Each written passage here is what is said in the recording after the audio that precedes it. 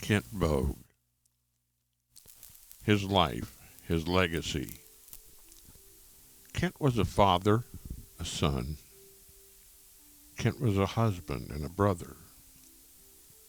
Kent was an uncle and a grandfather. And Kent was a friend. Kent was born in northwest Iowa to some proud parents, Keith and Peggy Bogh. Kent had now become a son. Kent was my brother since the day I was born, and I never knew life without him. He was a fun brother who was not afraid to try new things and explore what all life had to offer. I remember the time on our farm building hay forts in the barn, listening to his engineering plans to build a sturdy fort to keep the enemy from penetrating our stronghold. Kent had always had a plan to keep us safe from the forces of darkness. When I was 5, I had a bad accident on the farm. Kent was asked to go turn on the grain auger every day to feed the dairy cattle. The trouble is that there was the meanest bull on this side of the planet between the switch to turn it on and the fence.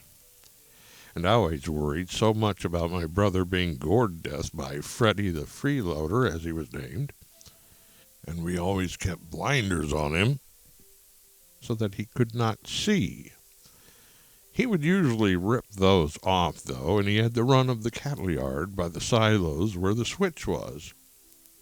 I had decided I would play the part of a distractor so that Kent could make it safely to the switch if Freddie happened to come around. I would be there to get his attention away from Kent. One day it did not go so well for me. As I was stepping over the top of the auger chute, the blade had caught my pants, pulling me into the auger with my right leg first. It tore my ankle out and put me into a cast for the most part of a year. It was when my parents were going to take us to Lake Okoboji while I had my cast on. They didn't know how to get me around the amusement park. My dad had come up with a solution, though, that he was going to buy a brand new woody wagon like this one for Kent to pull me around in. I would sit in the wagon and he would put me in the safety gate, and away we would go down the sidewalks of the amusement park. Yes, it was Kent that was unknowingly giving me the best fun ride of my life by taking me around that park at night with the pretty lights going and maneuvering us around the curves and over the railroad tracks.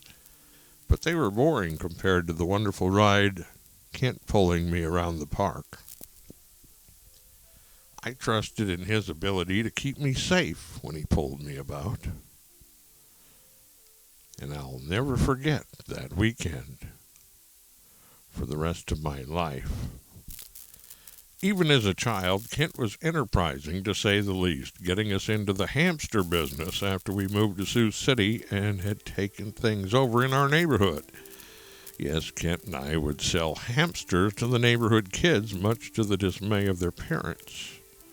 When they were not allowed to bring them home, Kent had a plan for that too, of course. Hamster B&Bs, yes, decades before their time. Kent would rent them space in one of our cages to keep their hamsters in. Yes, you would be required to come and feed your hamster every day. Or you could hire Kent's hamster service to do it for you. Oh, you didn't have any food? No problem. Kent would be happy to sell you food at a discount to feed your critter. Yes, Kent had it all cleverly figured out to be your one-stop hamster center. Oh, the things he used to come up with, like going with Father to get fireworks at the fireworks stands in nearby South Dakota and bring home grosses of bottle rockets to sell the neighborhood kids, at a great discount, of course. When we would run out, it was back to the supplier to get more. Yes, the neighborhood parents didn't seem to like Bogh Brothers Enterprises very much for some reason. It was when our father handed us a box of thousands of useless stickers in it, which had writings on them that were totally useless to the common man, sayings like, pull hydraulic safety pin before lowering, or put tail of trailer in upright position before transporting. That's what got us into trouble, since we were selling those stickers for a nickel each, and they were the hottest thing in the school district. The Bogh boys were making money hand over fist, selling useless stickers. The money flowed in fast, and so did the principal after he found out who was selling them. The Bogh brothers were officially out of business because every post in the whole area had stickers on them. Every lamp post, every mailbox post. If there was somewhere to put a sticker, there was a sticker on it that Kent and I had sold the children. But that was the kind of enterprising spirit that Kent had. He was always thinking of ways to make money, and he was pretty good at it too. We eventually grew up into teenagers and had moved to Kansas City, where we became avid sports fans of both the Royals and the Kansas City Chiefs. Kent and I used to spend so much time going to the Royals games for only $1.50 a ticket for the cheap seats.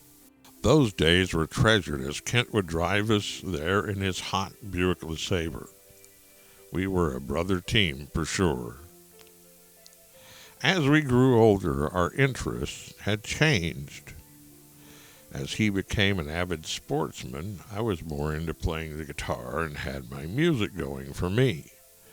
He had always plenty to talk about, comparing notes on our various paths, though, in his room down in the basement. Those were the days I will treasure forever. It soon became apparent that the parents wanted to move and start into the restaurant business in Albuquerque. Well, that would mean a change of address, right? And move for the whole family. I stayed behind to finish high school while the rest of them moved to New Mexico. After I came to visit, Kent had something to give me, of sorts. He handed me the keys to his brand new Pinto and the payment book to go with it. I was moving there shortly, and he wanted to make sure I had a good enough car to make it back to Albuquerque. Now I had a new car. Hey, thanks, brother. Shortly after moving there, love was in the air, and it seemed as though the thing to do was get married. Kent married Marguerite, and then it was my turn to marry my guitar student, Linda.